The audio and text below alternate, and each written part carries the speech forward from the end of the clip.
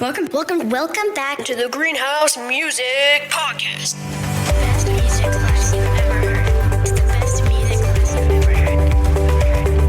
It's Miss Delina.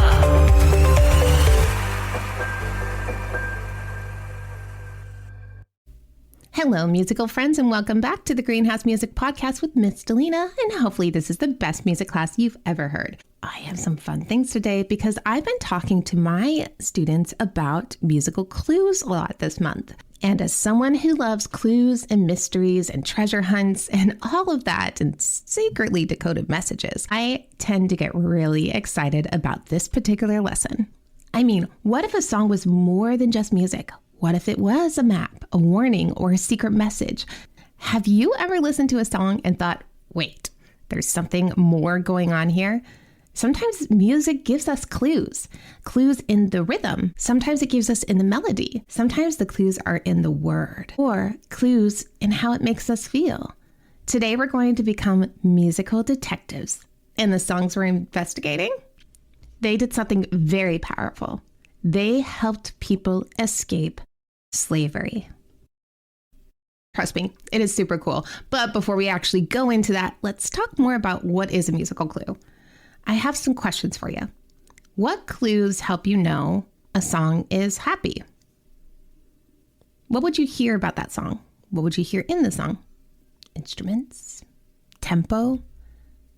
What do you think? You might say that a song that is happy will be faster and upbeat. It's probably going to be in a key that is a major key and not a minor key that is very gloomy and dark. Wahaha. What about a song that is serious? What do you think a musical clue from that kind of song would be? That one might actually have minor keys. It might be lower tones. It might be slightly slower. It might have a grim kind of sound to it. What kind of musical clues would you have if the song was about marching? Yeah, it'd probably be a steady beat. Bum, bum, bum, bum, ba-dum, bum, ba-dum. Bum, bum, bum, bum, ba-dum, bum, ba-dum. What if you had music that was sneaky? What kind of musical clues might be hiding in that music? I think that kind of music would be slow. And remember that tempo is a musical clue. The slow do do do do do do do do do do do do. The music might get faster as it goes along. That's also a musical clue whenever you have a change in tempo.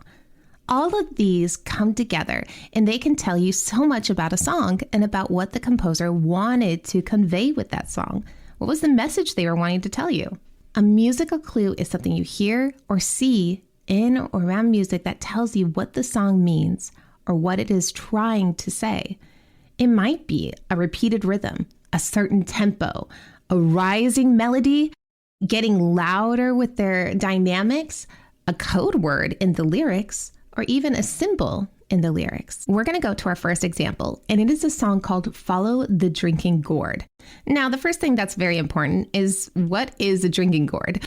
The gourd was a hollowed out vegetable that was kind of like a bowl or a spoon, something you could drink from. In this song, there are secret messages that help people get to slavery. But how do they do it? Well, you know what a drinking gourd is, but there's something else that is called a drinking gourd, and that's my clue for you. So listen closely and see if you can decipher what the secret messages are. Follow the drinking gourd. Follow the drinking gourd. For the old man's a waiting for to carry you to freedom. Follow the drinking gourd. When the sun comes back and the first quail calls, follow the drinking gourd. For the old man's a waiting for to carry you to freedom. Follow the drinking gourd. Follow the drinking gourd.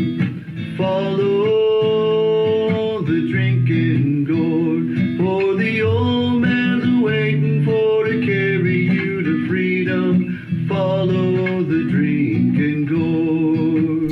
is from a YouTube channel by David Hudspeth, and he was the one that is singing that version that I happen to actually really like. So what is the drinking gourd in this? Did you find any clues?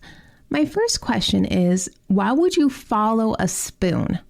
What is that talking about? In Alaska, it's very easy for my kiddos to understand this one because we see something pretty daily, and that is something called the Big Dipper. And the Big Dipper is a big, gigantic spoon in the sky made of constellations, and it's actually on our Alaskan flag, and that is known as the drinking gourd.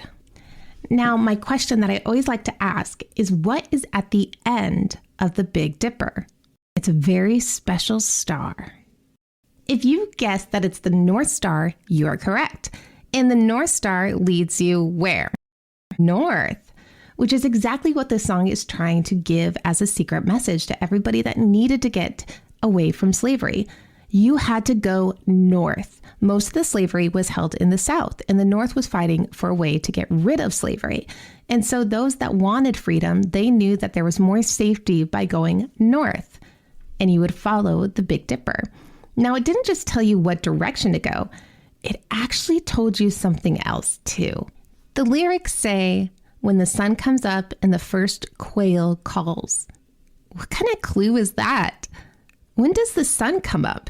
Well, it comes up daily, right? But there's something more specific it is talking about, and it has to do with what a quail is. Do you know what a quail is? It's a bird. When does the sun come up and the bird starts to sing? It's a time of year, a season. Which season is that? So the secret message that was hiding in this song was all about following the drinking gourd, because that shows you the North Star. And if you follow the North Star, you'll go to freedom. But it also tells you what time of year to go. And that is the springtime, because that's when the sun comes back and shines, but all the birds are also singing. And you may think that just sounds like every day, but this had more meaning than that. So the Big Dipper points to the North Star, and the North Star always points north. And during the time in slavery in America, many enslaved people escaped by traveling north towards freedom, and they often traveled at night, but they needed the season to go that was easier on them.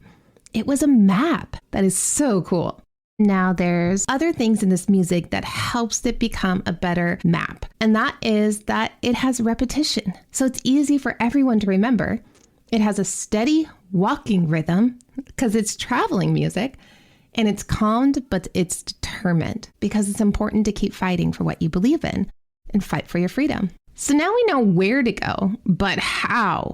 This one is very important in telling the people how to go. It also is a little bit more layered, because the following song has a story that is a Bible story, because it was easy for the slaves to sing about this without it causing suspicion from the slave owners. They're like, oh, they're just singing a Bible story. That's normal. But there's so much more than that. I want you to listen and think about what the clues might be.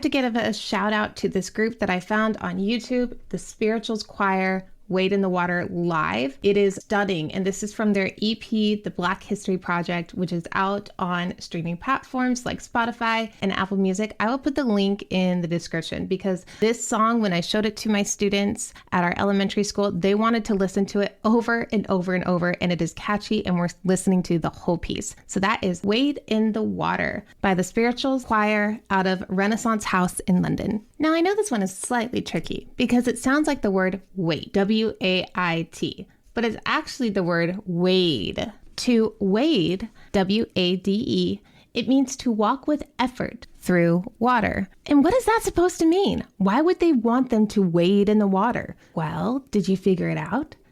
Because the slave catchers used to use dogs to track the people by scent. And water, what does it do? It washes away the scent. The song was giving instructions. Travel through the water so you don't get tracked. So not only did we find out how they would get away, which was traveling through the water, but we also know from following the drinking gourd that they needed to go north, and especially in the spring when the water wasn't frozen, right? Those worked together. How wonderful is that? Now, let's talk about the actual music of the song. When you listen carefully, does this song feel stronger and more powerful? Did you notice that there's a call and response style? One voice sings, but then the group answers. And that style made it easy to sing together while working. It's a working song, which we've talked about before. It kept the beat and steady so that they would all work together. The message inside not only a normal working song, but a biblical working song, which also had another meaning because they wanted to do Bible songs so that it was easy to hide the messages, but also the story of Moses and the Israelites in Exodus in Egypt. That was very much what the slaves were feeling at that time. And I have a question for you with that. Why would singing the directions be safer than speaking them out loud? Songs feel innocent, and that was a way to keep it a secret so easily from those that were maybe hearing them. They didn't know that they were passing on secret messages, and that was the best part. On the surface, we find out that music is not just sound. It can carry hope, it can carry instructions, it can carry treasure maps, it can carry secrets and courage and coded messages. When we listen carefully, we hear more than just the notes. We hear the meaning of the song. If music is slow and quiet, could it mean that it is hiding? If music is fast and strong, it might mean that it's marching. And light and bouncy, it could mean that it's celebrating. Music gives us all kinds of clues, from the instrument it uses to the words that it describes. You just have to listen to them. Sometimes music is beautiful, and sometimes music is brave, and sometimes music is a powerful map to freedom. I hope that you learned a powerful lesson this week, and I can't wait to see you on the next Greenhouse Music podcast episode, the best music class you've ever heard. Don't forget, comment your thoughts, share it around, and I will see you next time. Keep creating music and keep listening. Bye-bye.